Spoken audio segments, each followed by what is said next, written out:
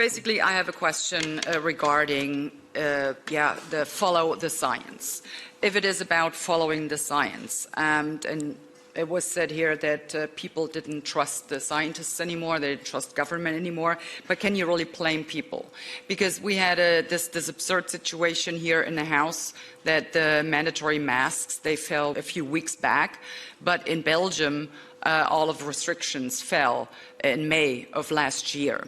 So we had this absurd situation that we ran around in this house wearing masks because of this deadly virus. And then we left the house, went across the street to Place Luxembourg, and then we sat all together and shared a meal and sitting rather closely. So if it is about following the science, shouldn't apply science everywhere and at every time and to all people, not depending on where you are. For instance, in Germany, you cannot ride a train without wearing a mask, but once you reach the Belgian border, it's all good. So apparently the virus got off the train on the last stop in Germany. So people are not trusting you anymore, and I can see why they are not doing that. And finally, I would like to, are you familiar with the Fogen effect?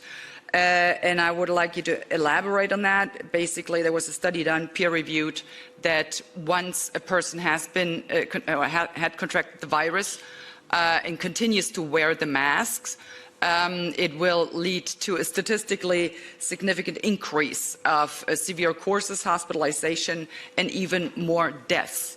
So are you familiar with that, and could you please elaborate on that and maybe give an explanation as to why that is? Thank you. Thank you very much. That question was to Mrs. Vliegen or Mr. Theodoras? If both could answer, please. I'll try, but we don't have the time for that in the ping-pong method. It doesn't work like that. But Mrs. Vliegen, and then to Mr. Theodoras, if you can be really very brief. Sure, I'll be very brief in terms of follow the science. I think science is not, again, it's not a black or white thing. It's evolving insights. It is data that we interpret with different methods. And there may be different readings. That is happening all the time. There is difference between scientists and between the interpretation of scientists. That's completely normal. But then the difference is how that is being translated into policy. The highest trust was in the own GP and own caretakers and scientific experts, much more, than policymakers. Much more, than policymakers. I'm afraid that is exactly the case. I first go to Mr. Theodoras, please. Yes, I would like to say that science should guide us. Lack of consistency in messaging about science is, of course, not helping with public health measures.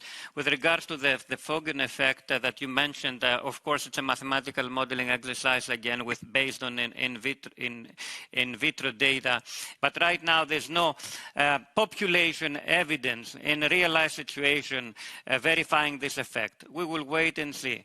Just a brief follow-up. So what I was actually getting at was, there is the science, but the restrictions that were imposed on the people, they simply did not make any sense. And I would like to maybe come up with a solution for this, because it's not reasonable for people sitting in this house wearing masks and leaving the house across the street, and then no masks are required anymore. How do you explain this to people if you want them to adhere to these restrictions? We will have, hopefully, health ministers in September. Maybe that's more of a question for policymakers than for our scientists. What? Wie bitte? We will have, hopefully, health ministers in September. Maybe that's more of a question for policymakers than for our scientists.